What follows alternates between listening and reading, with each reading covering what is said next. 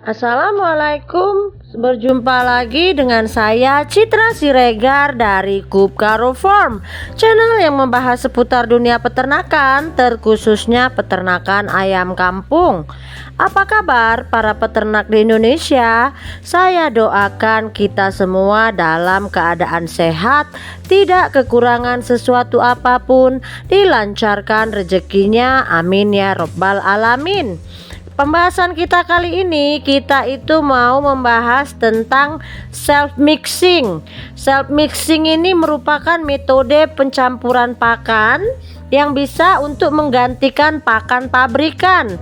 Sebelum itu, izinkan saya memaparkan apa sih maksud dari self mixing. Self mixing merupakan metode pencampuran pakan yang dilakukan sendiri. Kenapa kita melakukan self mixing ataupun pencampuran pakan? Pencampuran ini bertujuan untuk menjalankan setiap partikel individu ke posisi yang benar akan terhubung dengan partikel lainnya. Tujuan dari self mixing tentunya untuk menghemat kos pakan ya, supaya biaya produksi itu bisa lebih murah, karena memang kita ketahui pakan pabrikan itu setiap tahun itu harganya semakin meningkat, sementara tidak ada sedikit pun campur tangan pemerintah untuk menciptakan ataupun membantu situasi ini ya. Jadi memang kita selaku peternak dipaksa memutar otak dengan situasi sulit di mana pakan pabrikan itu terus melonjak, sedangkan harga panen ayam itu ya tetap segitu sebegitu saja. Jadi makanya self mixing ini sekarang jadi booming ya di kalangan peternak, terutama peternak di skala rumahan. Namun yang selalu saya tegaskan, kita itu bisa melakukan self mixing itu pada usia ayam 1 bulan ke atas.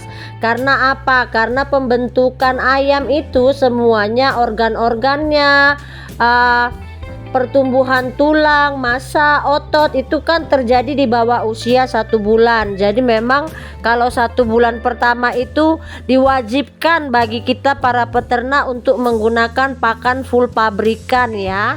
Jadi di sini biasanya kan ada 3 bahan self mix untuk pakan alternatif pembesaran ayam kampung. Di antaranya itu ada konsentrat, dedak, dan jagung.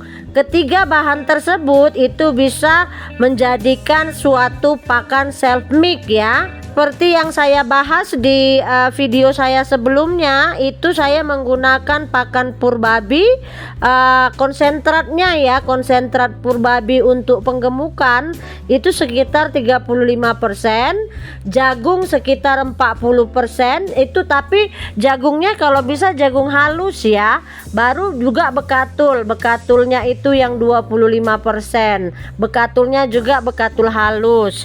Jadi itu bisa merupakan komponen untuk para peternak membuat pakan self mix.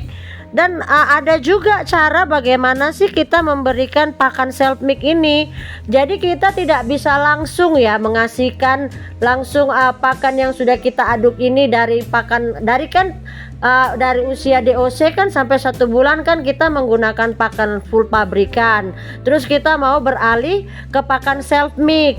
Itu juga ada metodenya supaya apa? Supaya ayamnya itu kan nggak kaget. Jadi sebaiknya kita berikan itu secara bertahap. Minggu pertama itu bisa kita campurkan pakan self mix ini dengan pakan pabrikan dengan perbandingan pakan self mixnya itu 25%, pakan pabrikan itu 75%. Lalu minggu selanjutnya, minggu kedua itu sudah bisa kita tambah pakan self mixnya 50%, pakan full pabrikan 50%.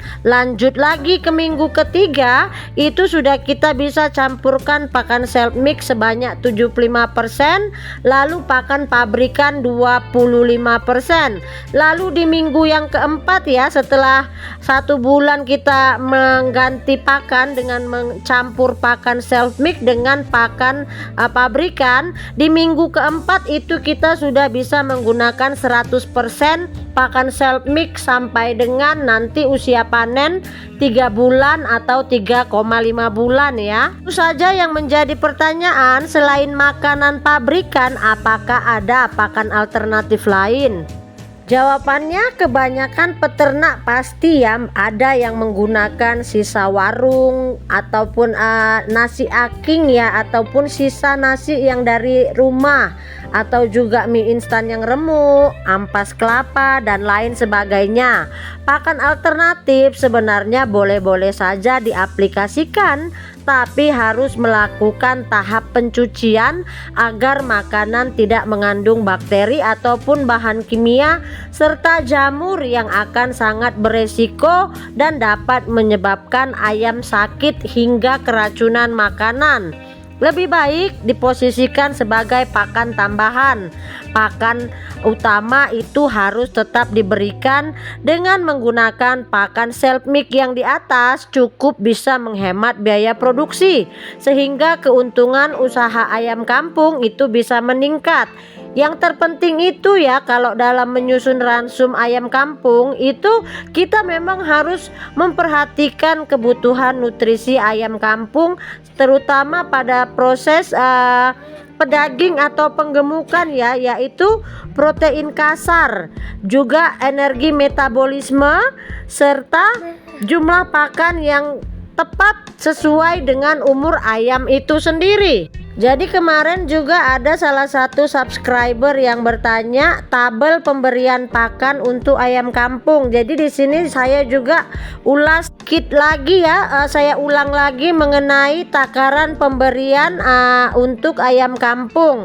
Jadi ayam kampung pada usia 1 minggu itu biasanya kita berikan 7 gram pakan per hari ya. Itu bebas Anda mau melakukannya sekali kasih makan ataupun 2 kali, itu bebas. Jadi pada minggu pertama ayam kampung itu membutuhkan 7 gram pakan per hari.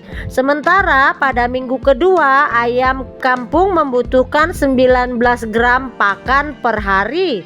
Sementara pada minggu keempat itu dibutuhkan 34 gram per hari. Sementara pada minggu keempat itu ayam kampung membutuhkan 47 gram per hari. Lalu lanjut ke minggu kelima, ayam kampung membutuhkan pakan 58 gram per hari. Lanjut ke umur 6 minggu. Pada usia ini ayam membutuhkan pakan sebanyak 66 gram per hari. Lanjut pada usia ayam 7 minggu, biasanya ayam membutuhkan 72 gram per hari untuk pakannya. Dan di minggu ke-8 itu membutuhkan 74 gram sampai dengan usia panen. Nanti pada saat pulet itu biasanya meningkat ke 80 gram per hari. Dan puncaknya itu pada produksi ya, ataupun layer itu ayam membutuhkan 100 gram pakan per harinya. Jadi itu ya yang bisa saya jabarkan tentang pakan self mix ataupun pakan alternatif, serta berapa banyak yang dibutuhkan ayam dalam setiap minggunya. Semoga apa yang kita bahas pada konten kali ini bisa bermanfaat dan memotivasi para peternak di Indonesia, terkhususnya peternak ayam kampung. Lebih dan kurangnya saya mohon maaf. Jangan lupa dukungannya untuk Kupkaro Farm dengan cara like, komen, dan subscribe. Salam dari saya, peternak anti ribet, Citra Siregar. Assalamualaikum.